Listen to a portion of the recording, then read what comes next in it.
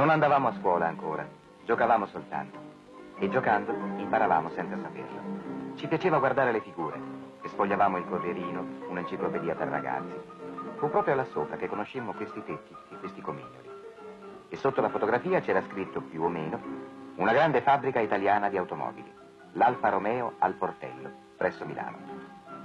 Al Portello, ormai dentro Milano, dovevamo trovarci tanti anni dopo, dietro una macchina da presa, per farle noi stavolta le fotografie, a decine di migliaia, colorate adesso. Immagini nuove, forse le ultime, di un Portello giunto al massimo delle sue possibilità produttive.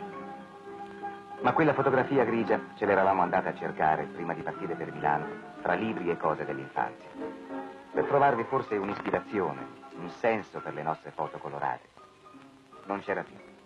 Non c'era più l'enciclopedia, rimasta sotto le macerie dell'ultima guerra. Ma quel senso che volevamo chiedere alla vecchia foto lo trovammo qui preciso. L'immagine grigia, allora fresca e attuale, si era maturata, aggiornata dentro di noi. Così non ci sorprese di incontrare al Portello quella patina solenne che il tempo regala a certe cose antiche per mantenerle vive e calde. Il Portello, una fabbrica, sapeva un po' di Venezia, di Siena. Dentro poi la patina si polverizzava, diffondendosi nell'aria, diventando ambiente. La si respirava. Era l'atmosfera di un daguerrotipo. Non ci saremmo meravigliati trovando muti accanto alle presse mute uomini in spolverino grigio cenere fatti austeri dai baffoni all'Umberto.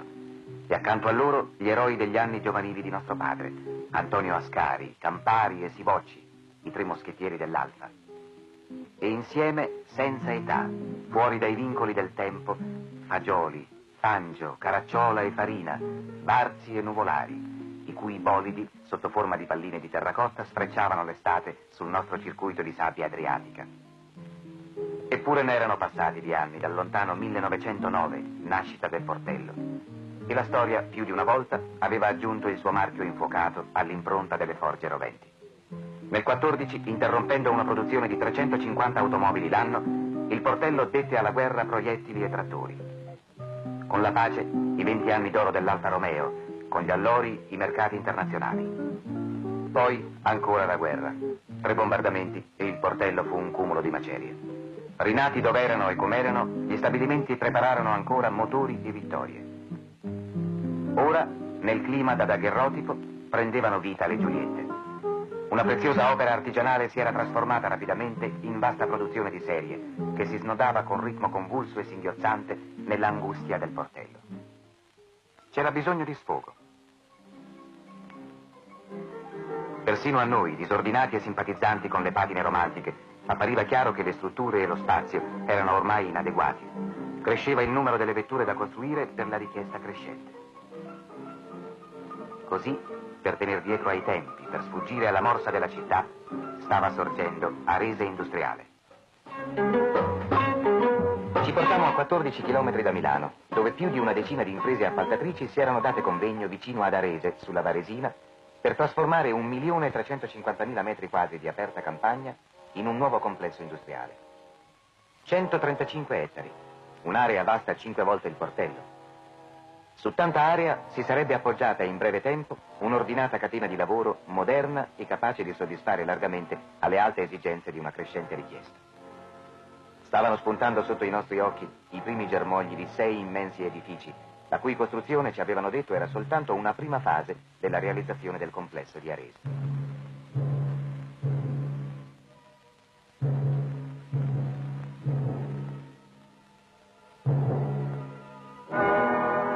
Ci facevamo spiegare qualcosa sui programmi della costruzione e sulle funzioni di quei settori. Ma per essere sinceri non capivamo troppo del linguaggio delle risposte, fatto per noi di termini inusitati. Né potevamo rubare il tempo a chi gentile si soffermava a spiegarci. Fingevamo di aver capito tutto e lasciavamo alla macchina da presa di fermare in immagini quello che stava accadendo. Quanto a noi, davamo tempo al tempo.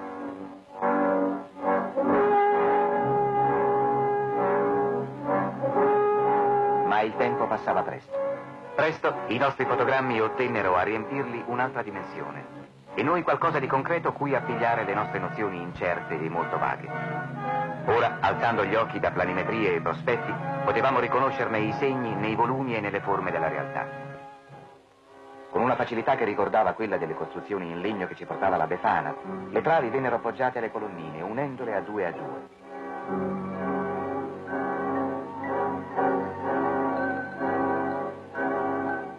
Poi, tra trave e trave, furono issate con attenta pazienza le voltine. Tutto prefabbricato. Questo lo capivamo.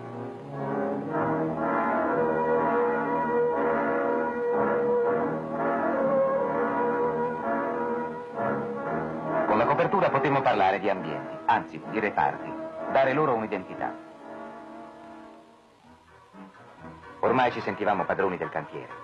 Il suo aspetto cambiava a vista d'occhio, ma adesso i termini orientamento e ubicazione avevano ripreso un senso per noi preciso. È vero che ogni tanto, arrivando la mattina, ci accorgevamo che era spuntato qualcosa dove ieri non c'era niente. Ma il grosso, quello che per noi poteva avere un nome, era ormai ben delineato. La centrale termoelettrica, per esempio.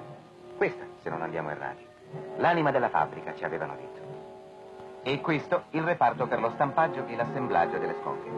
I soliti termini inconsueti. In altre parole, qui, da lastre di lamiera stampate e messe insieme, sarebbero venuti fuori i gusci, gli involucri. Uno ogni 2 minuti, ci pare.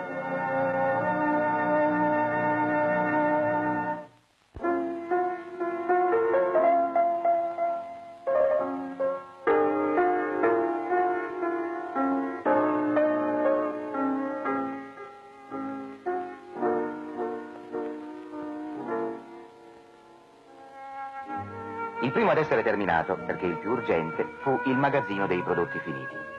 Tanta produzione non poteva sostare, anche se per poco, all'addiaccio. Così, dal portello, le auto nuove potevano essere ricoverate qui dentro. Ce ne entrano 1600.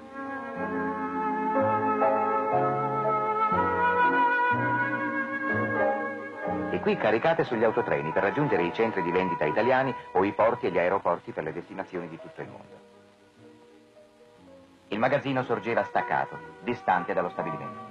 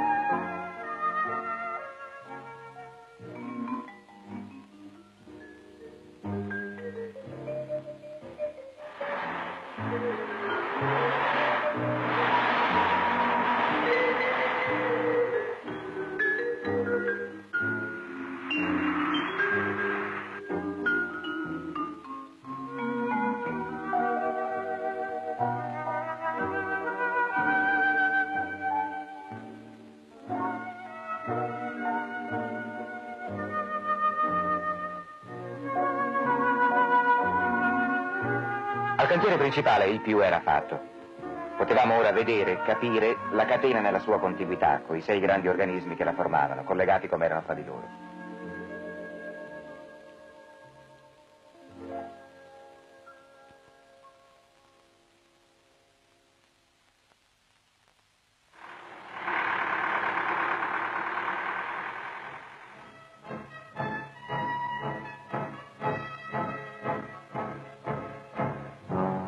Potemmo allora discorrere sul nostro blocchetto per appunti un elenco che fino a qualche tempo prima ci diceva ben poco, scritto sotto dettatura. Un edificio per le mense, gli uffici, l'assistenza sociale e sanitaria, per i servizi di sicurezza dello stabilimento, vigili del fuoco, eccetera. Era questo lunghissimo che stavamo passando in rassegna. Centrale termoelettrica, era l'anima della fabbrica, ci avevano detto. stampaggio e assemblaggio, verniciatura, montaggio e vestizione, sesto, magazzino prodotti finiti, quello che avevamo visto già in funzione. Nota bene, c'era scritto dopo l'elenco, a questi 6 edifici si aggiungeranno successivamente quelli per le lavorazioni meccaniche, rimaste per il momento a portello. Assemblaggio, vestizione. Alcuni termini ci restavano ancora misteriosi. Ecco, a sinistra lo stampaggio e assemblaggio.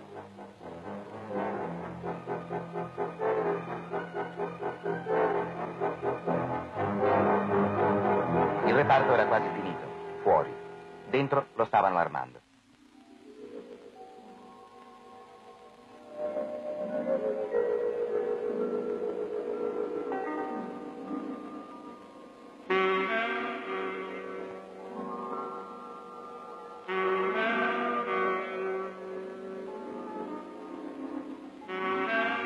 Gli impianti di questo reparto erano i più complessi e i più costosi.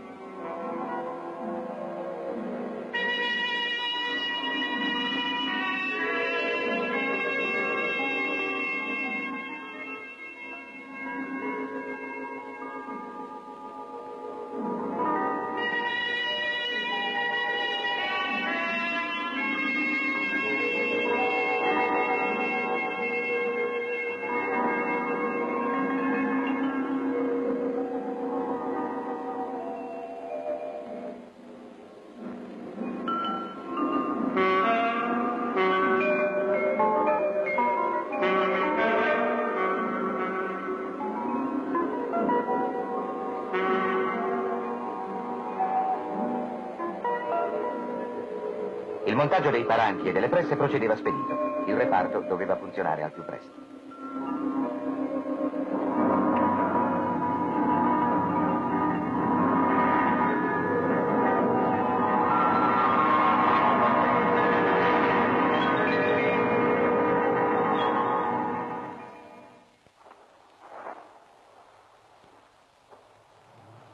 Ecco, Arese produce. È il primo, il più modesto atto di una creazione tanto complessa quanto ormai rapida e perfetta. Un foglio di lamiera, un colpo di maglio e un tetto di vettura.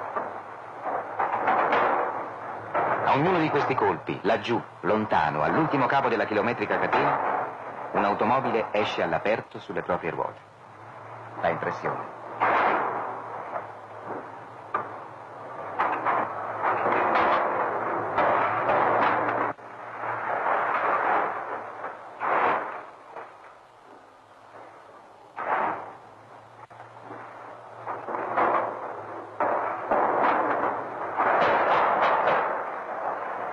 Eccolo l'assemblaggio. Un termine oscuro ci si rivela. Qui i pezzi si incontrano, si toccano e indissolubilmente stanno diventando telaio.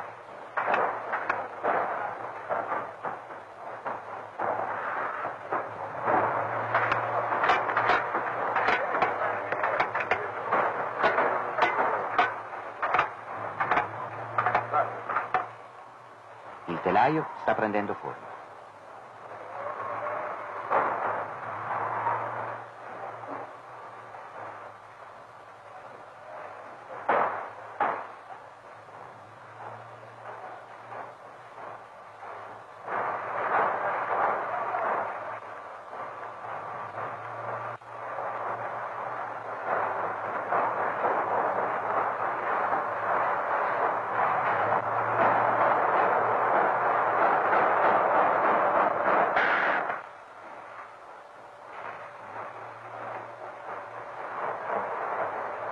A ogni uomo, a ogni banco, il giusto numero di punti al punto giusto, nel tempo giusto perché il ritmo della catena non sia tradito.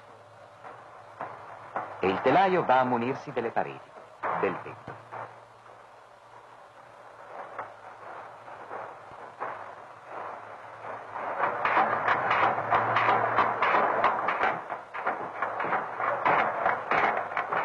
Ecco il muso.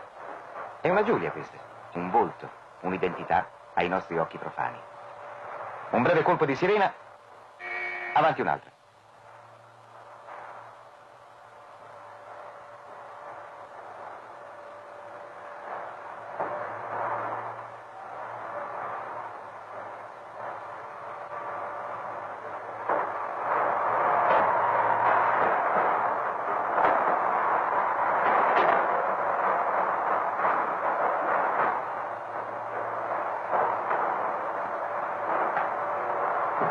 Si smeriglia, si batte, si controlla, sempre. Eccola la scocca, il nostro guscio. Sì, sembra un guscio, ma qui si deve dire scocca.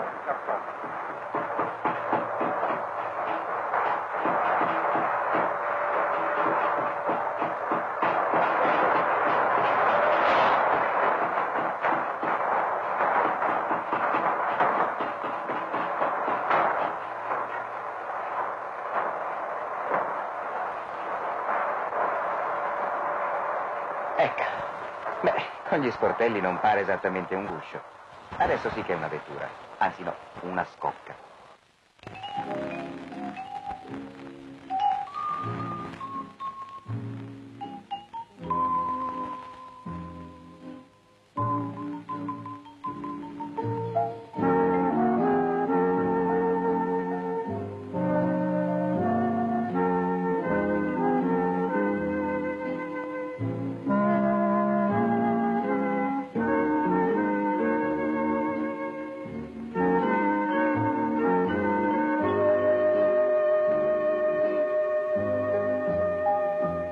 E le scocche argentee, tranquille, lasciano disciplinatamente lo stabilimento. Imboccano la galleria pensile, alla cui uscita sono attese per il lungo viaggio della verniciatura.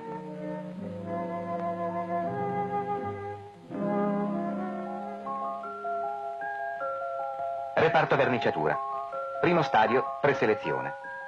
Un serpente senza fine si snoda alto sotto la volta.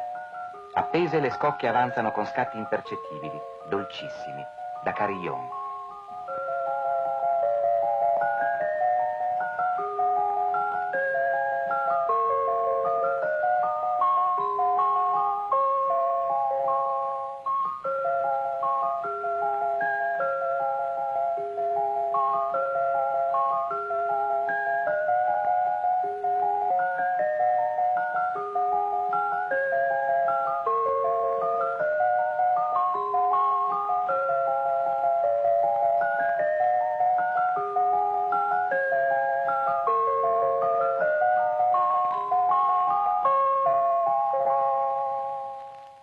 Un lavaggio a fondo a ogni scocca prima di darla ai numerosi stadi della verniciatura. Poi avanti in una galleria nel cui tratto iniziale, impenetrabile e buio, avviene la fosfatizzazione. E ritroviamo le scocche dopo il bagno antiruggine, un liquido nero dai vapori irrespirabili. Qui non c'è mai nessuno, solo noi a turno pochi secondi ciascuno, in apnea come sommozzatori. Prima degli strati del colore la preparazione. Volevate comprare un'automobile, mettiamo, verde? Poteva capitarvi come niente di attenderne per settimane la consegna. Motivo? Per cambiare la tinta, l'impianto di verniciatura si immobilizzava per lungo tempo.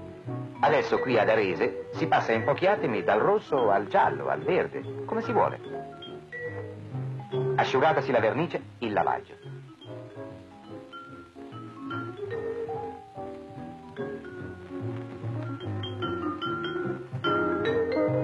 Infine, lucidatura. E partenza. Ah, di questo reparto una cosa molto importante, almeno per noi. Non si fuma. È il regno dei vigili del fuoco. 4 ore senza fumare, mai accaduto. D'altra parte qui dentro abbiamo finito. E poi gli operai staccano. È quasi mezzogiorno.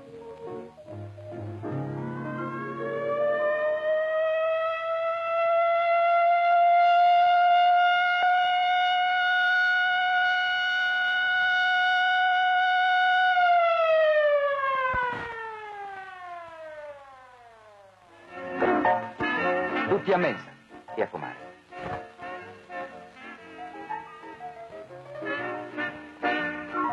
La mensa è un grande ristorante, diviso in numerose sale e capace di accogliere in più turni tutto il personale dello stabilimento.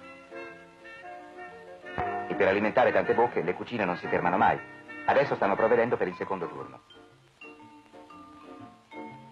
Noi mangeremo dopo. Data l'interruzione approfittiamo per dare un'occhiata all'aperto. Vale la pena di osservare il complesso finito.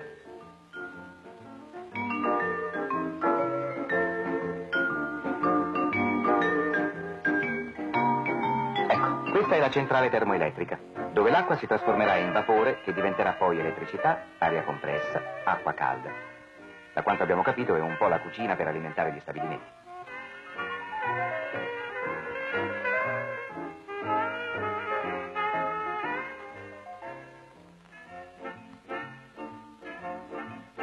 Ogni edificio è collegato agli altri da corridoi pensili, sì da consentire il passaggio al coperto. Siamo sul tetto della verniciatura. Pensavamo di servirci di un elicottero per apprezzare a dovere l'estensione di Arese. No, spesso gli elicotteri ballano, fanno tremare tutto ciò che si vede. E poi, un punto di vista migliore di questo dove lo trovavamo? Si vede tutto. Ecco, stanno mangiando. Buon appetito. I tetti della verniciatura. Sembrano cose da fantascienza.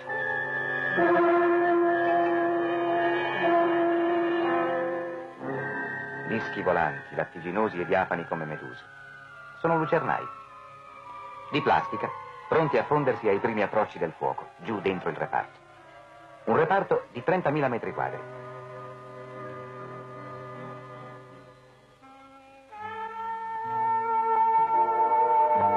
Eccolo il primo edificio, stampaggio e assemblaggio. Occupa 60.000 metri quadrati.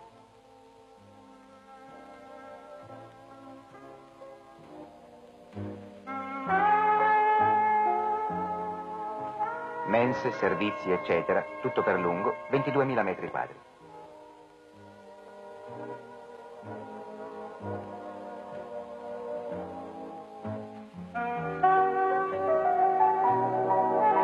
Ecco che stanno uscendo dalla mensa, dobbiamo scendere anche noi.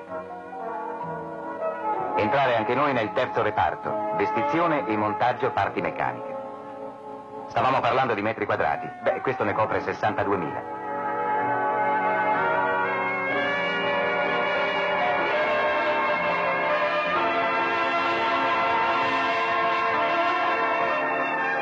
Dalla verniciatura, le scocche colorate, ancora attraverso un corridoio pensile, raggiungono il terzo e ultimo reparto.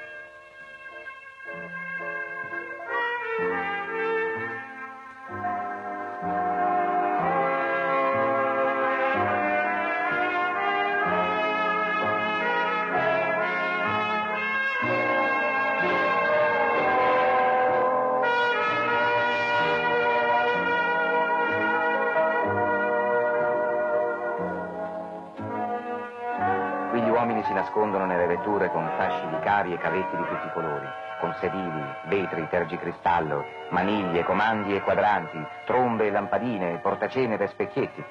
Poco dopo tutto è al suo posto, in ordine, per passare al montaggio delle parti meccaniche. La parte anteriore è montata, e così le sospensioni, i freni, eccetera.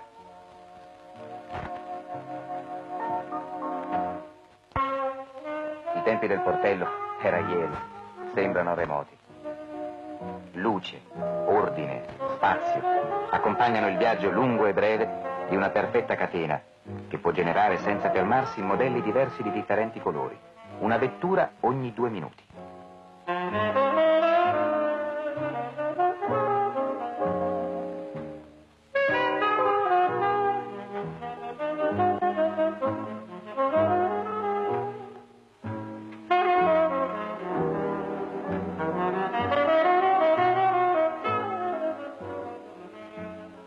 Ecco, un attimo e una ruota è montata. Siamo agli ultimi atti della creazione. Poco fa, il primo atto, avevamo davanti agli occhi un foglio di lamiera.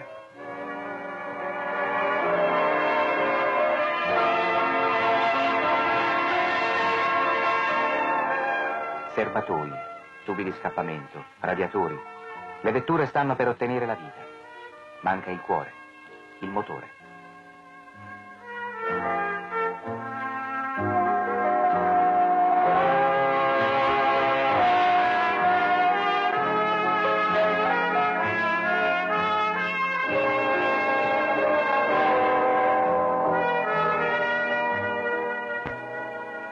Un innesto di pochi secondi, poi la vita. E con la vita le prove, i collaudi, in lunga serie, per ciascuna delle creature di Arese. Prima prova, quella di impermeabilità. Un'ispezione attenta, meticolosa, sotto la cascata, prima che la vettura salga sullo stretto tappeto, dove, ferma, correrà a 110, 130, 150.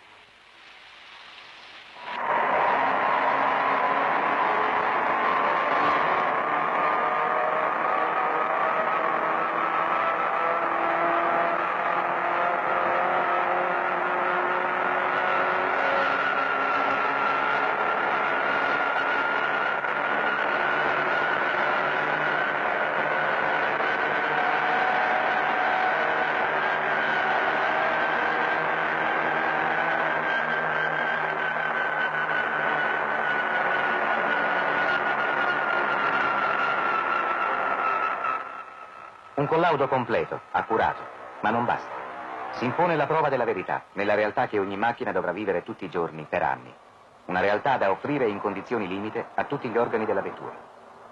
Il corteo di vetture nasconde un corteo di corridori degni dei campioni osannati sui circuiti del mondo. Nomi oscuri e visi ignoti, quelli di coloro che per lunghe ore mettono a dura prova le macchine e con le macchine i loro lucidi riflessi e i nervi d'acciaio.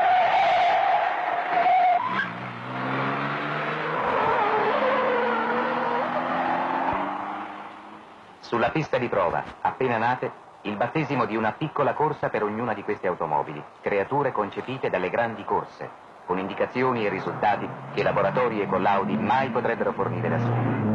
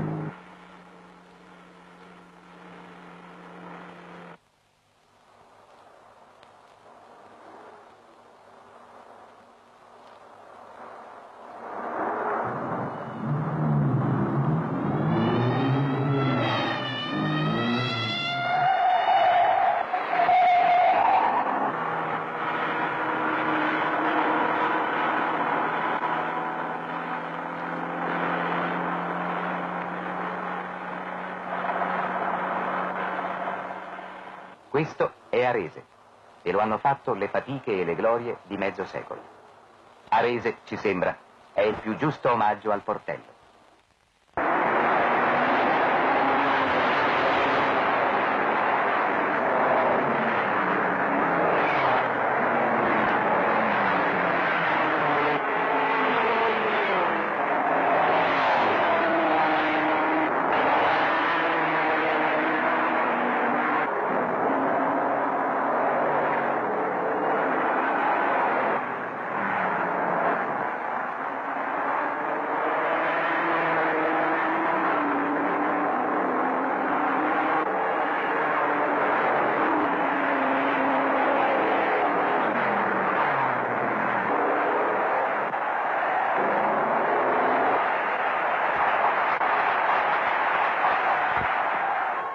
È Arese l'omaggio più giusto ai Campari, ai Sivocci, ai Borzacchini, ad Ascari, Fagioli e Farina, a Trossi e a Varzi, a Nuvolari e a Fangia. A tutti i coraggiosi che sui circuiti del mondo partirono verso la vittoria, talvolta verso la morte.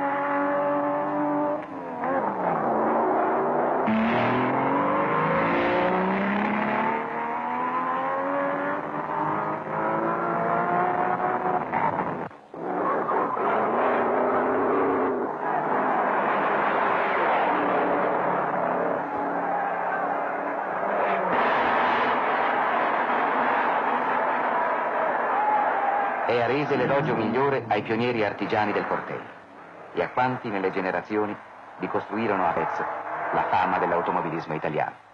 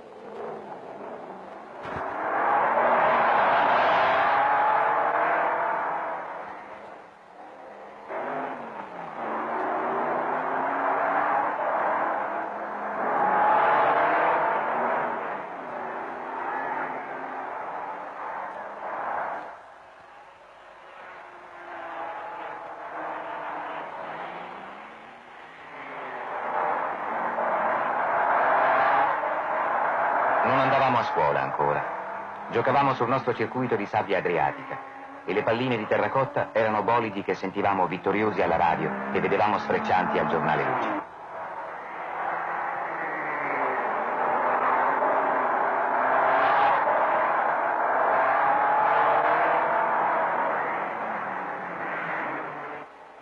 Uscimmo dalla scuola e dalle macerie dell'ultima guerra. Uscimmo a fatica. E ci aiutarono anche certe passioni innocenti come quelle sportive. Entusiasmi infantili ritrovati, come quando, un anno e poi un altro, l'Alfetta faceva di Farina e di Fangio 2 campioni del mondo.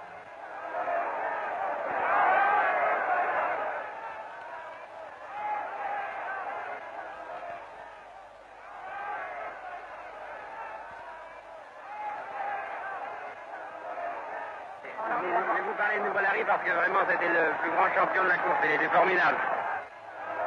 Venimmo al portello curiosi di conoscere la culla delle glorie dell'Alfa. Ad Arese capimmo come una tradizione sportiva significhi premessa per una perfetta produzione di serie.